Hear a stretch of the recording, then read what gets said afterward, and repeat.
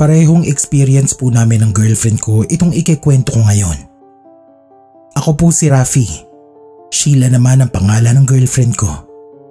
Nagkakilala kami noong pareho kaming nag-aaral sa kolehiyo at hanggang ngayon ay going strong pa rin kami.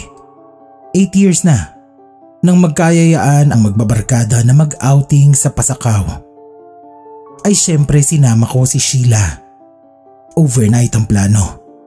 Dapat 3:00 ng hapon paalis na kami. Kaso hindi talaga maiiwasan na may mahuli sa mga outing.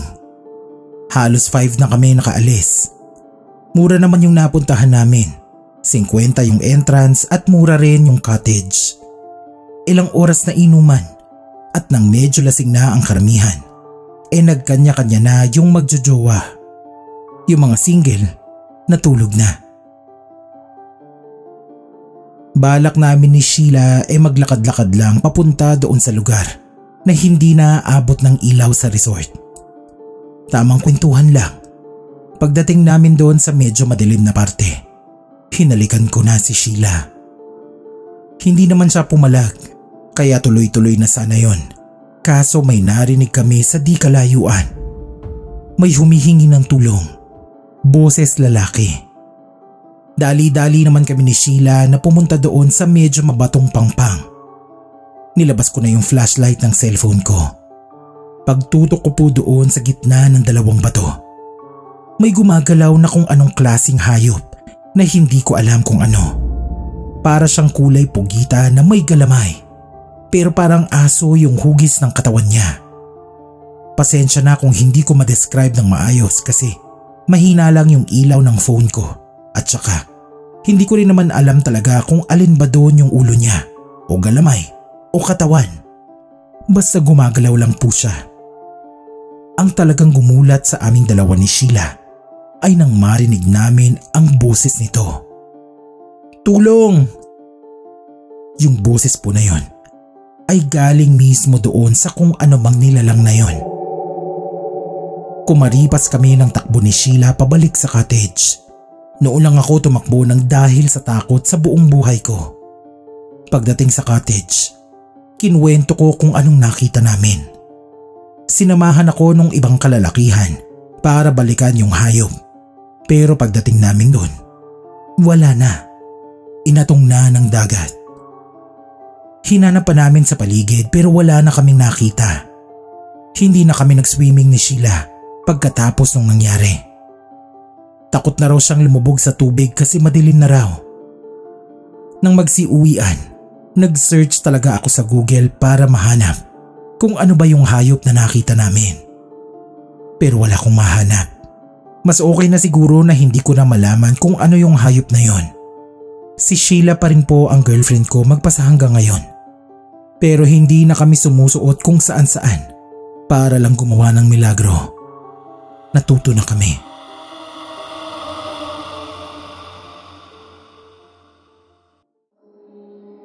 Ako nga po pala si Aldrin. Matagal nang nakikinig sa inyo si Mama. At nito lang pong pandemic nahawa na rin ako. Kaya masasabi kong avid fan na talaga ako ng channel nyo. Bali ito pong storya na ito ay nangyari noong grade 6 ako. Hindi ako nito pinatulog noon kasi talagang matatakutin ako. Nagkaroon po kami ng family swimming. Si Papa, si Mama, ako at 2 kong nakakatandang kapatid. Bunso ako, kaya spoil talaga ako habang lumalaki. Lalo na kay Mama. Yun nga po, sa swimming pool kami pumunta noon. Tuwang-tuwa ako noon kasi minsan lang makapag-swimming sa pool. Madalas kasi sa dagat kami pumupunta. Pagdating doon sa pool, sobrang daming tao. Halos mapuno yun sa tansya ko. Isa sa mga humuli ng atensyon ko yung slide na malapit lang sa cottage namin.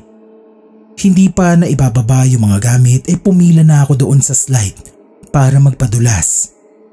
Ilang oras pa. Nabawasan na rin yung mga tao. Yung iba naman, kumakain o nagpapahinga sa mga cottage din nila. Nasolo ko yung slide. Tuwang-tuwa ako nung hapon na yun. Kaso, may nangyari.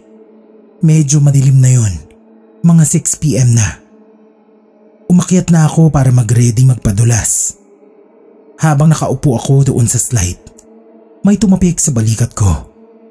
Paglingon ko, natakot talaga ako mga kapasta. Hindi ko maintindihan yung nakikita ko. Kasi yung tumapik po sa akin, kamukhang kamukha ko. Kuhang-kuha lahat. Yung nunal ko sa noo, peklat sa liig nung minsan na mahulog ako sa puno. Pati suot po namin parehong pareho. Blue shorts tapos puting sando. Nakangiti po yung kamukha ko. Pagkatapos niya akong tapikin, sumingit siya sa akin sa slide. Tapos nauna siyang magpadulas pa ibaba sa pool.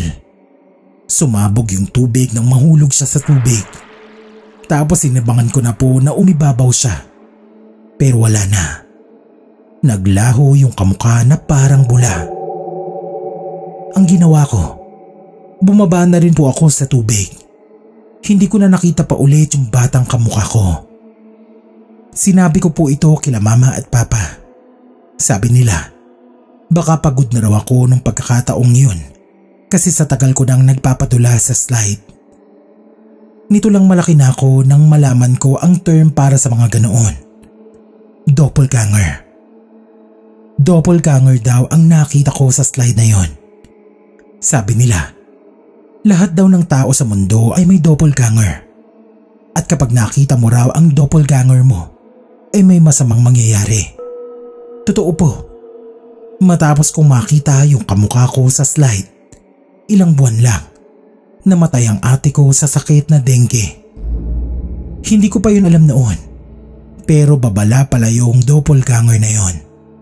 Sa ngayon, hindi ko na ulit nakita yung doppelganger ko. At kung totoo man nga na may dala pala siyang masamang balita, ayaw ko nang makita pa ulit yung doppelganger na yon. Sana matanggap niyo po ito at maisama sa compilation para na rin mapakinggan ni mama at matuwa siya.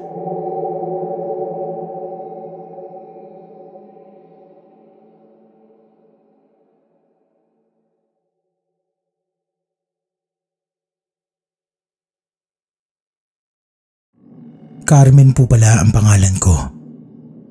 Kapag summer po talaga sa lugar namin, ay parang laging may fiesta. Nagsisiuwian kasi yung mga pinsan namin na nagtatrabaho sa Maynila. Kaya nga sa barangay namin, laging may inuman at videoke. Malaki kasi ang angkan namin. Simula nang mamatay sila lolo at lola, ay taon-taon na naming naging kaugalian na magkita-kita tuwing summer. Parang reunion na rin kasi. Kapag may swimming kami, 2 jeep ang inaarkila namin para sure na lahat ng kamag-anak makakasama. Kahit ako nga po na may trabaho, ay talagang uma-absent pag may swimming kami kasi nga minsan lang naman. Isa sa mga importanteng bagay kapag may swimming ay ang mga bata. Dapat laging may nakatutok sa kanila dahil delikado ang mga tubig para sa kanila. Ilang beses ko nang nabalitaan sa TV ang mga nalulunod na bata dahil sa kapabayaan ng mga magulang. Nangyari ito sa amin nito lang last year. Sa ilog kasi kami nag-swimming noon para maiba naman daw. Lagi na lang kasing dagat o pool. Hapon na. Ilang oras pa uwian na.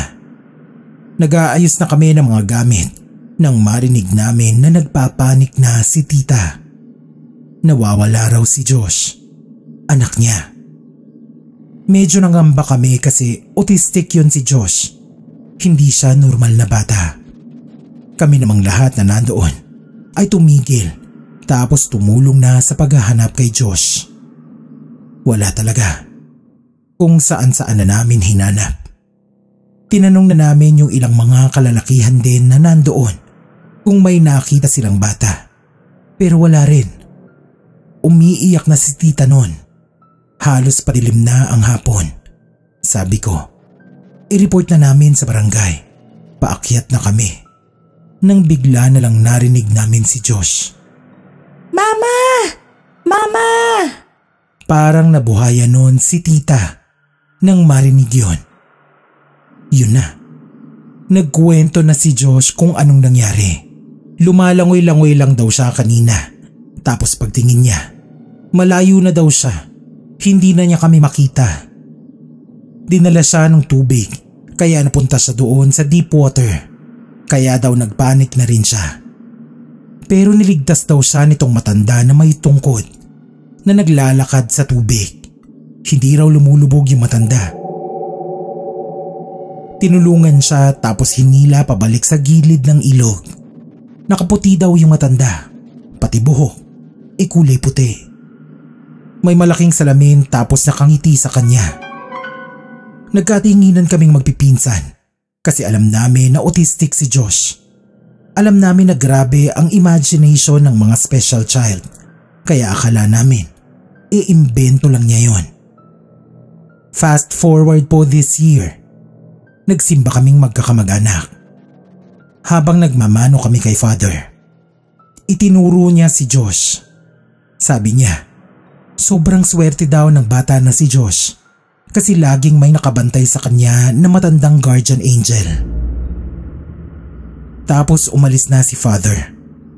Kami namang magpipinsan pati si tita hindi makapaniwala sa sinabi ni Father. Napag-usapan namin na baka hindi talaga imbento lang ni Josh yung tumulong sa kanyang matanda noong nag-swimming kami. Nagkangitian na lang kami. Ngayon, kapag tinatanong ko si Josh tungkol doon sa matanda, hindi niya na raw matandaan. Medyo mahina talaga ang memory ng mga katulad ni Josh, pero masarap kasama. Ang hiling ko lang talaga ay kahit hanggang pagtanda, hindi siya iwan ng guardian angel niya.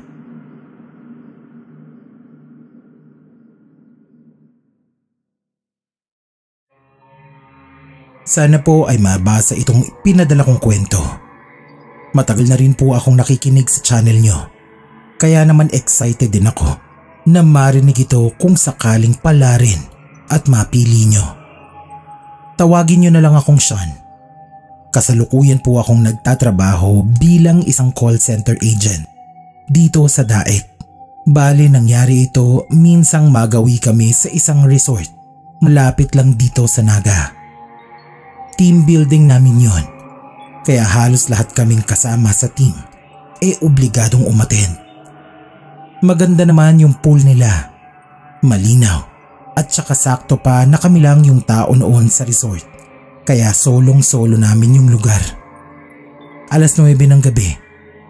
Halos lahat po kami lasing na sa dami ng inumin na dinala ni TL. Siyempre, kami naman inom lang ng inom habang may alak pa. Magkasabay kami ni Carl na tumayo sa mesa. Pareho pala kaming naiihi. Medyo malayo yung CR nila. Kaya nakapagkwentuhan pa kami. Gusto niya kasing maka-score sana kay Angel. Kaso nga, hindi siya makahanap ng tiyempo. Sabi ko, pagbalik namin, ako na bahala. Pagpasok po namin, saka ko naramdaman na natatai ako. Binuksan ko yung pinto ng pinakamalapit na stall. Pagkabukas ko, muntik na akong mapatalon kasi may tao. Lalaki siya, hubot-hubad, payatot, kalbo. Pero nakangiti siya sa akin na parang inaabangan niya talaga ako na bumukas ng pinto niya. Siyempre nagsorry ako.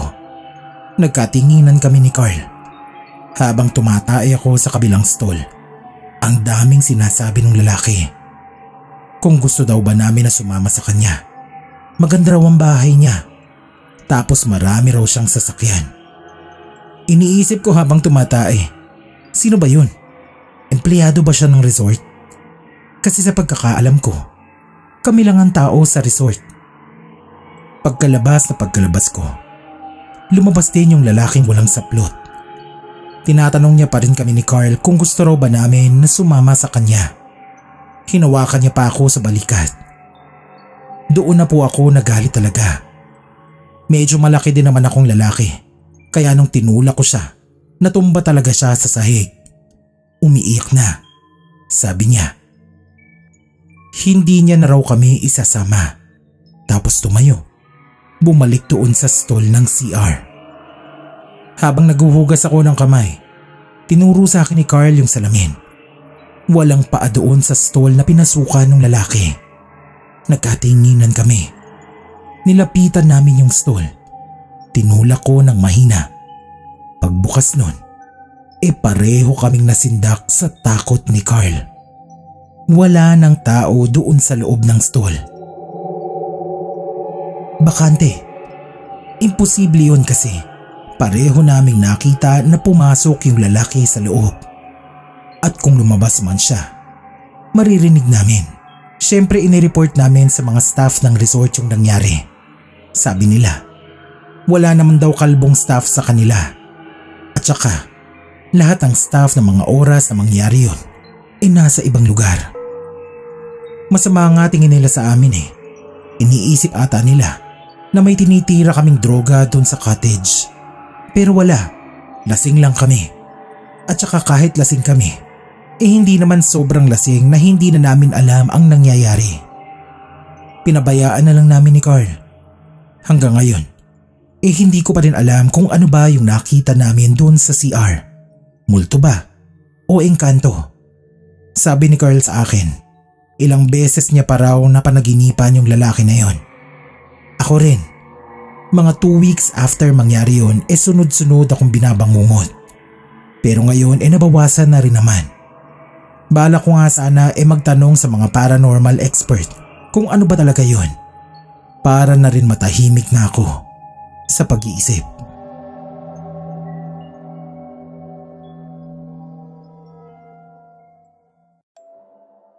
Magandang araw po mga kapasta. Gusto ko lang sanang ibahagi itong karanasan naming magkakaibigan nang minsang maisipan naming mag-swimming sa ilog. Jericho ang pangalan ko. Isa akong training ngayon as a fire marshal. 1 taon pa at magiging isang tunay na bombero na ako. 4 years ago na rin ito nangyari. Hindi pa pandemic. May kabarkada kasi kami na nakatira malapit sa tabing ilog. Kaya nang magkayayaan ay doon namin naisipang mag-swimming. Wala kasi kami noong budget pa Halos lahat kami estudyante pa lang noon. Kaya tipid kung walang entrance at saka cottage na babayaran. Ambagan lang sa pagkain, okay na. Simula umaga yung swimming. Mula sa bahay ng kaibigan namin, naglakad lang kami papunta sa ilog. Pasikot-sikot yung loob ng kagubatan. Tapos medyo matarik din ang daan. Pero pagdating naman namin doon, ay sulit naman ang view. Malinaw ang tubig. Sobrang lamig na yung mga dala naming inumin ay nilagay lang namin sa ilalim ng bato para lumamig. Habang nagtatampisaw pa kaming lahat sa mababaw na parte, sabi ng kaibigan namin na nakatira malapit lang, wag daw kaming lalayo papunta doon sa parte na wala ng mga bato. Malalim daw kasi doon. Masyadong malakas ang tubig. Kaya naman kung hindi ka gaanong kagalingan sa paglangoy, ay huwag mo nang subukan dahil siguradong malulunod ka lang. Siyempre sa magbabarkada, talagang may mga pasaway na hindi susunod sa mga babala ng kung sino. Pumunta pa rin doon si Mark. Noon pa man, nauna naming naging kaibigan si Mark, talagang pasaway na siya. Lahat ng ipinagbabawal na bagay ay ginagawa niya. Kahit pa nga mapatawag pa siya sa guidance o minsan ay mapabarangay. Mabait naman si Mark na kaibigan. Talagang pilyo lang. Yun na nga po. Nasa mababaw lang kami para samahan yung ilang girls na kasama namin. May nililigawan kasi ako doon nung time na yun. Kaya hindi muna ako pumunta sa malalim. Nagtatawanan kami nang mapansin ng isang kaibigan namin na nawawala si Mark. Lahat kami naghahanap sa paligid. Pero wala na talaga si Mark. Doon ko na naisip agad. Baka lumangoy nga si Mark doon sa parte na ipinagbabawal sa amin. Agad ako tumakbo papunta doon. Patalon-talon sa mga bato. Pagdating ko doon ay kumakawag-kawag na si Mark sa ibabaw ng malakas na agos ng ilog. Tumakbo muna ako sa gilid ng ilog. Tapos nang katapat ko na si Mark, tumalon ako. Hinila ko siya. Ang bilis ng andar ng tubig. Pero buti na lang at may swimming classes kami noong college. Kaya naman alam ko ang tamang gagawin sa mga pagkakataong yon. Pagdating namin sa gilid ng ilog, pinalibutan kami nung iba pa naming mga kaibigan. Bumubuga ng mga nainom niyang tubig si Mark. Ikinuwento niya kung anong nakita niya. Sabi ni Mark, hindi naman daw dapat talaga siya malulunod. Kaya naman niyang languyin yung agos.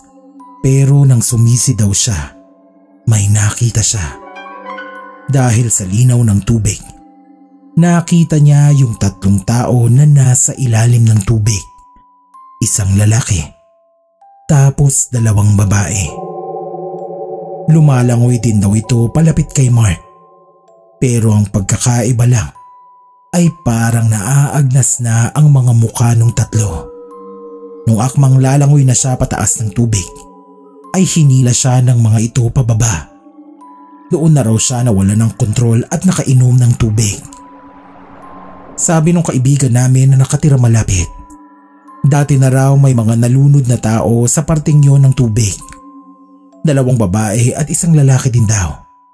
Kinilabutan talaga ako nang marinig ko yon. Walang nagsasabi sa amin pero alam namin na yung nakita ni Mark ay siguradong yung mga nalunod na tao doon sa ilog. Malamang ay naghahanap pa ng makakasama nila. Maaga kaming natapos nung araw na yon. Wala rin naman kasi sa aming nag-enjoy, kaya nagligpit na kaming lahat tapos umuwi na. Ngayon kapag gusto naming mag-outing, sa pool na lang kami nagkakayayaan. Takot na rin yung iba na bumalik doon sa ilog.